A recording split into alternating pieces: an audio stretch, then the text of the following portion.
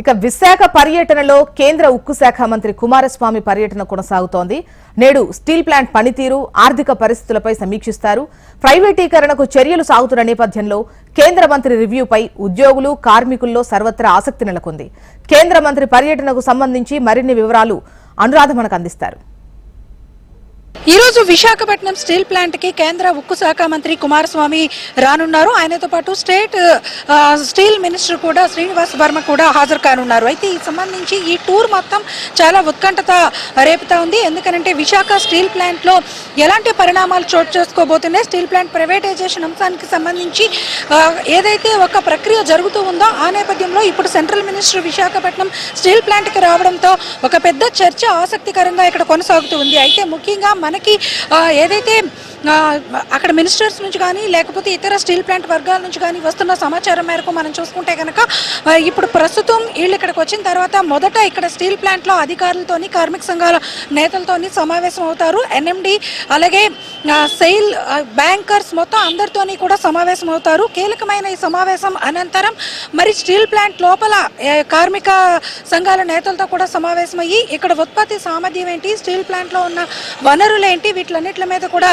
సమీక్ష చేసే అవకాశం ఉంది. మనం చూడొచ్చు స్టీల్ ప్లాంట్ లో ఇప్పటికే సెంట్రల్ మినిస్టర్స్ మరికాసేపట్లో ఇక్కడ చేరుకోనున్న నేపథ్యంలో వారి కోసం స్వాగత ఏర్పాట్లను కూడా చేస్తారు. అయితే స్టీల్ ప్లాంట్ లోపలికి మాత్రం ఎవరిని అలౌ చేయకుండా కేవలం ఎవరైతే అనుమతులు ఉన్నాయో వాళ్ళని మాత్రమే అలౌ చేసేందుకు ఏర్పాట్లన్నీ కూడా చేస్తున్నారు. ఎటువంటి ఉద్రిక్తత పరిస్థితులు నెలకొనకుండా ముందే అన్ని ఏర్పాట్లని కూడా పూర్తి చేశారు.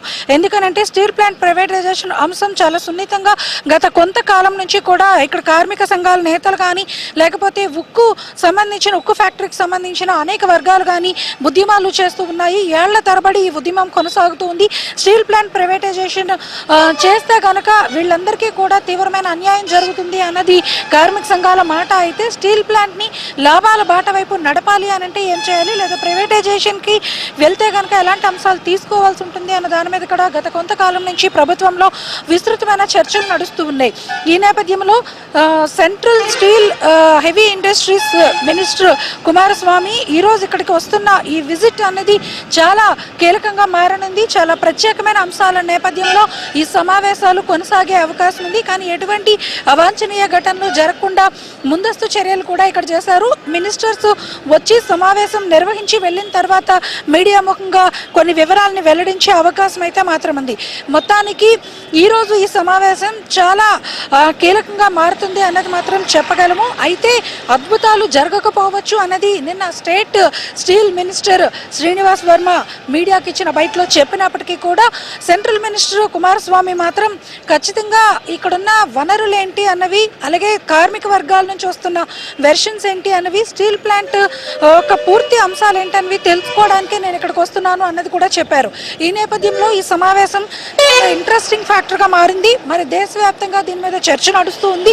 ముఖ్యంగా ఇక్కడున్న స్టీల్ వర్గాలతో పాటు మొత్తం రాష్ట్ర వ్యాప్తంగా ఈ సమావేశం మీద రాజకీయ వర్గాల్లో చర్చ అయితే మాత్రం కొనసాగుతుంది. చూడాలి మరి ఈ మీటింగ్ తరువాత ఎలాంటి పరిణామాలు చోటు చేసుకుంటాయన్నది మాత్రం చూడాల్సిన అంశం. వీడియో జర్నలిస్ట్ నిఖిల్తో అనురాధ, HM TV, విశాఖ.